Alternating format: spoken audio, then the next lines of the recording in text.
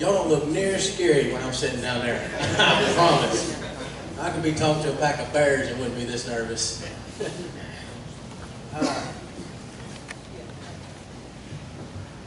Phil done this, and he said, anybody got anything they want to say? And I was like, I got a lot to say, you know.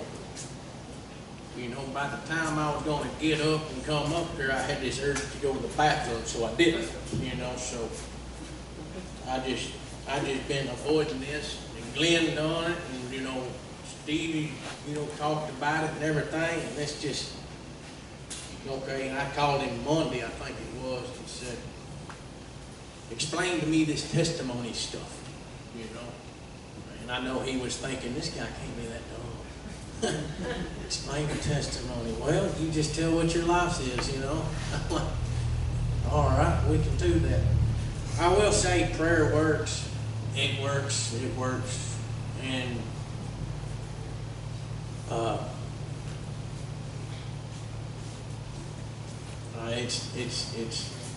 it's tough. We're going through a transition, I guess you'd say, in our home. It's I think this wild card draw, you know, we just pull something, that's what the day is, and we're going to make the best of it. We establish, you know, this in the morning and the evenings, prayer, but it comes down to a breaking point between Nikki and I. Stress, I mean, not on our relationship by no means, but I mean, just with everything we talked about was how we're going to do this, how we're going to do it, how we're going to do this. And she's like, pray about it. I'm like, well, I've heard this before. Pray about it. That fixes everything, you know. And I'll get to that in a minute. And so we did. And it worked. I mean, it really worked. I mean, it's just a stupid old truck I'm talking about, but it worked, man. That was stressful. You know, you lay a second month payment down on a vehicle that ain't at the house. You're like, all right. And everybody's knocking on the door and be like, I need my truck back. You know, like, I can't give it back. I'll be walking. You know, my shoes just wore out. You know, I can't give it back to you. It's your grandma. You can say that sometimes when she's not around. But I was filling out an application for $2,000 for a set of wheels and tires. You know, this is the first time I've ever owned a truck that cost more than wheels and tires. You know, but it's a nice vehicle. We enjoy it. I was filling that out, and I got in this here. Stevie told me, Proverbs, one a day, you'll get through it 30 days. I'm like, I got 30 days to try this. But I think they rewrite them every month. They mean something different every month, you know. And I just finally just threw my hands up, you know, and I was like, I was there by myself. I wasn't going to do this in front of people, you know, but I said, man, I need to see something, you know. I ain't feeling it. I ain't feeling you. I ain't feeling none of this. You know, I don't know where to go. I don't know. All I hear is pray, pray, pray, and we've prayed, and then doo-doo, my phone goes off, and it's a picture. It says, I fixed your wheel, buddy. And I was like, say what? That was Phil's boy that done it. I sent that picture to her, and she started crying on the phone. I was like, it's just a wheel, you know, and we ain't got to buy new ones. Why are you upset? And she was happy crying. I'm getting used to the happy crying stuff now. But or when she finishes a book. But anyhow. After that, you know, it's been raining, obviously. And I do dirt work. I'm in the dirt work business, and you can't fix mud, so you can't work. So, I mean, it's just like, what in the world? Steve McFarland works for Bullard ISD, came to the house and said, hey, you know, I'd asked him about a position. He said, yeah, we got one open. Where you at? I said, I'm at home. He said, I'll be there in a few minutes. He pulls up, the dog scared him, we stand outside. And he's like, yeah, you can start September 1st, and, you know, you get teacher's retirement, teacher's benefits, and all that. And I was like, I ain't teaching. I mean, he's like, oh, you'll be doing maintenance, but you get all this stuff. I was like, wow, that's cool, man. Dude, you showing me stuff. You can stop, you know. And then another guy called me and said, I need a quote for a 15,000 square foot house pad. I'm like, oh, all right, go, you know. And then I get a talking to today about, man, you acting goofy the past 3 days. Now this all happened Monday, all right? And I was like, yeah, I've been acting goofy, baby. I really have. You know, I ain't been a happy goofy. I ain't been a mad goofy. I just been a goofy, just standing there, just looking at the wall, talking about what's going on, you know. I ain't used to all this stuff, you know. It's just things is going right. And I'm like, well, in my mind, I watch the weather a lot. I'm getting older. I like the Weather Channel. And it lets me know if I'm getting a paycheck, you know. But, there's the calm before the storm, you know, and I'm like, ooh, there's too much good stuff been going on, something bad not to be about to happen, you know, so I'm watching my show, you know, where you at, Slick, you know, I know you're around here, but that's why I was acting goofy, but she understands now. Anyways, I can sum my testimony up in just a short, we can all go home if y'all want to. My testimony, basically, you polish a turd, it's still a turd. So.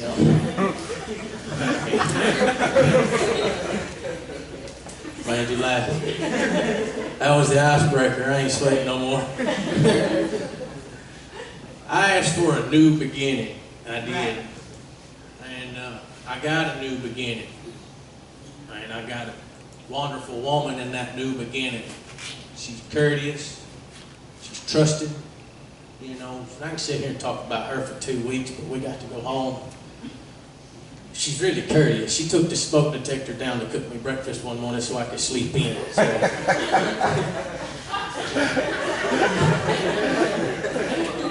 Fire department woke me up.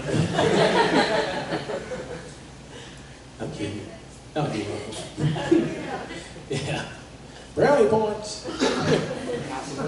But now, seriously, I'll get serious here, you know, and I want to go ahead and say I don't want nobody to come up and say anything about none of this to me, because it's then and this is now, okay? All that's there, and I'm here. You know, I don't want the I'm sorry, that sucks, you know, why is everybody picking on you type of crap, because this ain't what this is.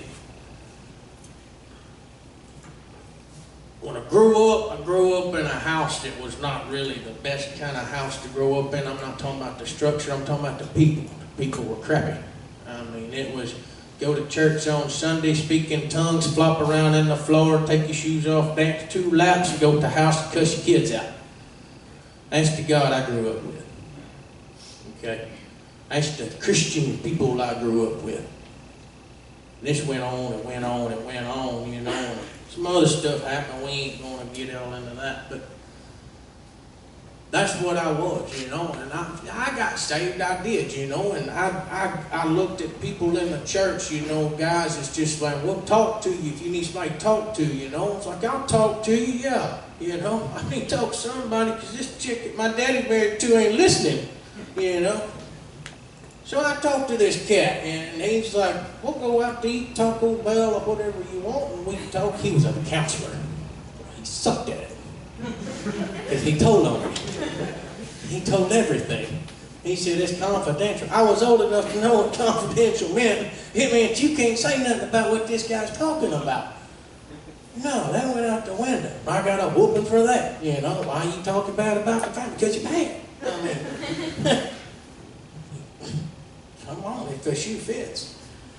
Anyhow, I went from there to, you know, teenage years and all that. Getting out of the house at 17 years old was not smart. By no means was it smart. Everything's out there for you just to pick up. I mean, and just use it and do it and just, you know, it's a wonder I ain't dead, honestly, you know. Somebody was praying for me back then, you know. And I feel like I'm rambling. Anyhow, you know, life goes on. You do the dumb stuff. You go to jail, you know. And I mean, I was good looking back then. Y'all might not believe me. I had a picture to prove it. It had numbers underneath it. They're like, you're a cute boy. I was like, I got to stay out of jail. Nope. So, that was when I I was 18, I took my first trip. They're not nice to you in there, and the food sucks. It's not CC's, I promise, at all. It's not even high school pizza. I mean, no. But anyhow, went on from that and got married. You know, getting married's gonna fix it. Did somebody say no? Oh. You read this book? But anyhow, this is when I really started, you know, yeah, I believe in God. I believe He died. I believe, you know, I'm saved. I believe that since I am saved, I'm not going to a devil's hell, because God don't take stuff away from us, you know. That's wrong, and I've been wrong my whole life, but that's what I believe. And so, I mean, that was, man, that's a ticket. That's a fast train ticket. That's a ticket to do whatever you want to do when you're married and you've got these responsibilities, because you're a married man now. And you're young. And you're stupid. And I was young and stupid. I'm not saying y'all were young and stupid. I was young and stupid. And that's when the test started. I mean, she was a test in her own, you know, but that ain't what this is about. The faith test, you know, and that's what made it so hard for me all these years after. You know, in 2007, she got pregnant and had to go to the hospital, you know, and first one thing and then another, and then the baby's born early. So when I was taking my brother home, I got the phone call. I'm on Interstate 20, turning around, going back to the hospital. Get there, and I can't even hold my son. You know, I'm like, okay, well, where is he? You know, it's like he's in the incubators. No, chickens go in incubators, bring the boy out here. You know, they're like, he's too little. What do you mean he's too little? She was big. He gotta have some weight on him. You know, I mean, I ain't never been through this before. You know, I'm just telling you, you're young and you're stupid. You know, I thought that she was big, the baby'd be big, everything's healthy, we're going to get some diapers and we're going to the house. No, he was 1 pound and 10 ounces. He was perfect. He had 10 fingers, 10 toes.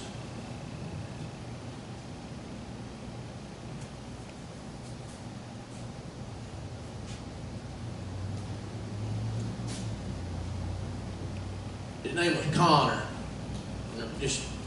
We argued about how to spell it, because I wanted, in case I had to sound it out, we wanted the ER on the end instead of the OR.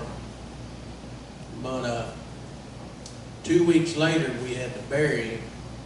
You know, the story goes, somebody didn't wash their hands and transferred a virus to him or something, I don't know. Nobody ever really fessed up on what happened. Buddy, you told him about praying.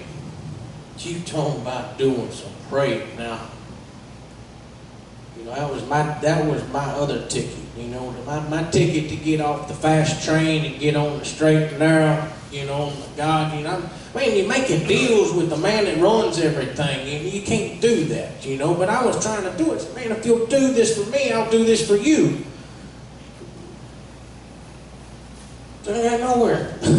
You know, you can't bargain with God.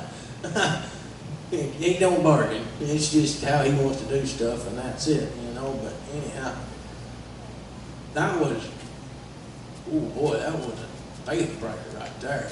You talking about? She wanted to eat pills, and I wanted to drink. And I drank. Oh man, I'm talking about. It is possible to drink yourself to death. You know, I don't guess I wanted it that bad. Or I ran out of money or something, because I never succeeded. Even in all this, you know, and I'm mad, boy, let me tell you, I'm mad. I'm talking about if I could have told up with the good Lord, we'd have boxed. I mean, I was mad. You know, none of that mattered anymore to me. I was like, man, I prayed. The one thing in this world that you could take from me that meant the most to me is gone. You know, and I'm like, where do I go from here? Okay, we get in our truck and we go to the bar. Go to the bar, there's a guy sitting in there on a bar stool selling t-shirts to try to raise some money up. I think he was trying to raise some money up for his daughter that just died. And I said, man, I know what you're going through. He's like, you don't know what I'm going through. I said, I just buried my boy. It hurts. It's tough, you know. He's like, no, mine was older than yours. I said, well, I didn't know we was having a contest on whose was bigger. It still hurts the same. I don't care if they're 22, 2 weeks old, 102. It's still the same. And you don't get over stuff like that. And it makes you a sour individual for as long as you let it, you know. So then I quit the church deal. I quit going to church. I quit praying. I was like, well, it obviously don't work, you know, because here this is, and, you know, I'm done. I'm done. I'm barbecuing and drinking beer, and a lot of it. And that's what I did for a long time. That's why I got up to 265 pounds. Don't cook with butter. I swear it was the butter. It wasn't the beer that made me fat. Anyways, I gotta throw stuff in like that to get me, you know, make sure y'all paying attention, I guess. But anyhow, I ran as fast as I could, as far away as I could. She's like, we need to go to church. I was like, bye. I said, I'll be here when you get back. We don't need to go. If you feel like you need to go, you need to go. So, well, you need Jesus. You know, obviously you do too, because you're judging me. You know? So, I'll see you at 12. You know, I'll have barbecue and beer ready. But that's how it was. And then I started, you know, I was like, I'm going to give this another shot, you know. So I started going back to church again. And the preacher sitting up there and just, you're going to hell! I'm like, I know! Why's he screaming at me? You know, everything was about me, and it's not about you. You know, I'm like, he ain't going to talk to me like that again, because I ain't coming back. I ain't doing this hollering at me stuff. And things went on and went on and went on, and I'll be honest with you, I really didn't come back or give God a chance, or whatever you want to call it. You don't really give God a chance. He's there for you the whole time. We just leave him, you know. It's just, you know, why'd you let this happen? Well, it wouldn't have happened to you if you'd have stayed over here. You know, but you get on that side of the fence, the animals are going to eat you up, you know, and it will. The whole world will eat you alive if you try to take it on by yourself. I mean, trust me, I got scars. Then the big D, you know, and I'm like, well, I'm done with all this crap, you know. I don't know, I brought my Bible in case somebody tried to rush me so I could throw it at you, but I married her again. So, y'all keep your seats. And it was the same thing, you know. You need to go to church. You go to church, and it's just nothing. It's nothing, you know. You're not in it. They're not in it. I didn't think the preacher was in it half the times, or I was out of it, one or the other, you know. Lose everything you got. You get, I mean, I did. But I asked for it. I did. That's what I said when I come up here. Prayer works, you know. I asked for a new beginning to get me away from all this stuff, you know. And then I did. I got blessed with Nikki and Bree and the 2 cats and the dog, and I'm the only male in the house. Well, I hear you. Mike understands. But man, I really don't know. It ain't worth running, you know, because you can't outrun it. You can't outrun it. You can't fight it, and you can't blame. You know, you really can't blame, because you think about it. You start blaming everybody else for the dumb stuff you do, and you just feeling sorry for yourself. I mean, you can't fix nothing feeling sorry for yourself. You know, you stub your toe, you roll around on the floor, you get a Band-Aid. You know, in what order are you going to do it in? I never got the Band-Aid. I just kept rolling around on the floor, and everything was just getting more screwed up as it went. She said we needed to go to church. And I was like, here we go again. And I went to church with her. She was genuine about it. I ain't saying we was perfect. I ain't saying everything we done didn't have some bad stuff involved in it. I'm not saying they wasn't fun. You know, headaches up the next day. So it really wasn't all that fun to begin with. It's fun while you're doing it. You know. And then I was like, well, I'm gonna start the playing again, you know, the praise and worship stuff. Let's see where this goes, you know. If she wants to do this, I'm gonna do this. I'm gonna do it with everything I got. And I lied to her, because I didn't do it with everything I had. You know, I went, we learned, we left. You know, and we lived our lives the way we was, you know. We didn't take what we was learning from church, apply it, you know. And then I got Phil's number one day, and I called him. And by the way, he's like trying to get a hold of the president. I called the embassy looking for him. Now, he called me back, and I was talking to him about the playing, and, you know, because I wasn't allowed to play over there. That's another story, but anyhow. And came over here, and Butch said, yeah, come on, you know. He gave me Butch's number. I mean, I thought I was being interviewed, as many people as I talked to from this church. You know, I talked to everybody except the preacher. I'm like, boy, he's going to be shocked when he's there. Who's the fat guy behind the drum set? Anyhow, I came here, and this ain't a brag about the gospel barn session. It's, you know, it's a brag about God session. This ain't about, really, this ain't about me. No, none of y'all, nothing, you know. Just like I told Stevie Monday, I feel like I got to do this and get it over with, you know. And I'm trying everything I can to get it over with. And I came here. He's rushing me. Hurry up. Peaches hitting me. Anyways, so I came here and I played that Wednesday, and I was like, I like these folks, you know. I mean, everybody come up to me like, how you doing? And I was like, I don't know these people, but they know me. How? I was shocked. Glenn was the first one to attack me. He was like, you're a drummer. I said, yes, sir, I'm a drummer. And I think I did. I don't know. We'll see in a minute. You know, and he's like, cool, we need to talk after church. I'm like, oh my God, I'm already in trouble. He don't like drummers. He's a bass player. Oops. And I came here, and I felt so bad that Wednesday. I'm like, I'm going to play it. I'm going back to the house. You know, all they asked for was the drummer. They didn't ask for nobody to sit and listen to nothing. They just did, hey, we need you to play 2 songs on Wednesday and 5 on Sunday. It's like 10-4, I got you. What I got to do after that? But it don't matter what you're doing. I'm going to bounce. I'll see y'all later. I got here and I sat and I listened. You know what? It's just rude to walk out on the preacher. Especially when he's sitting in front of him, you know. He knows where I'm going, you know. He's a heathen.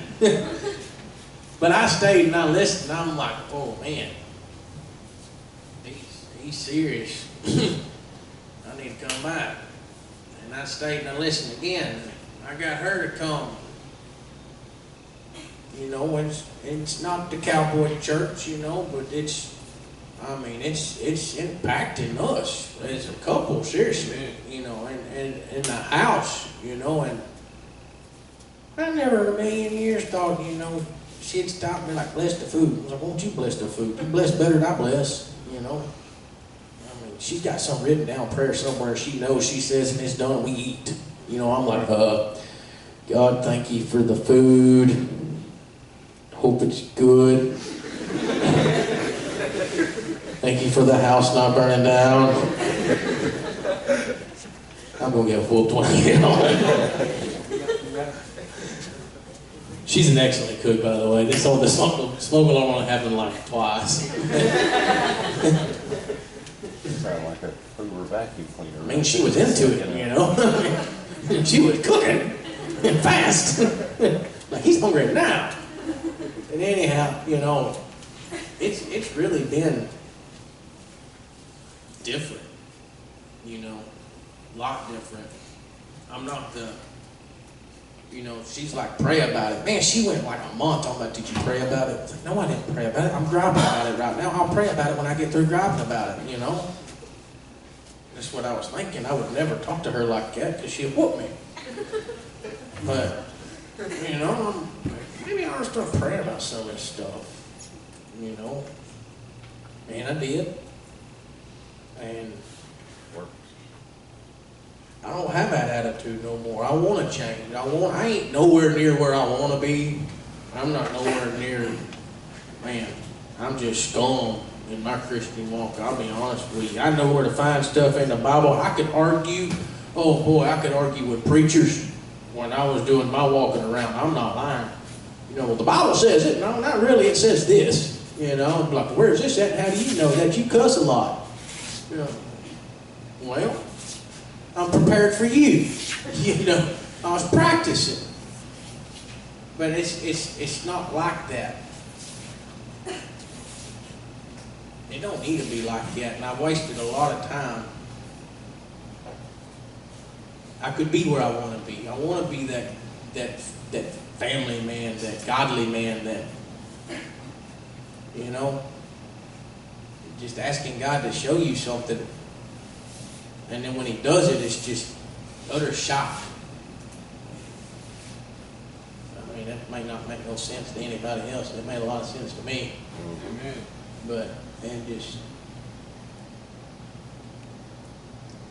oh, turning around's tough. It hurts. You got to be consistent with it. That's where we're at now, being consistent with everything. You know, it's so easy to revert back. And that old devil's just in you all the time. Like, hey, bro, there's a beer store right there. No, but I'm going home. Leave me alone, buddy. And I know it's going to make my life harder, you know, for myself. And I know it's going to be tougher the more that I strive for it, you know. But if it really wasn't for here and this group of people, you know, man, I'd still be bouncing around like a rubber ball with nowhere to go, nothing to do, screwing up, you know, living the quote-unquote fun life. Anyhow, y'all look sleepy. She really looks sleepy. I gotta go home and hear about her cooking. I appreciate it, y'all, I do. I don't know if this made any sense at all, if I just spent the whole night chasing rabbits. But I don't know. I promise I won't do this again. Well, I won't do it again on a Wednesday night. So anyhow, you can do your deal now.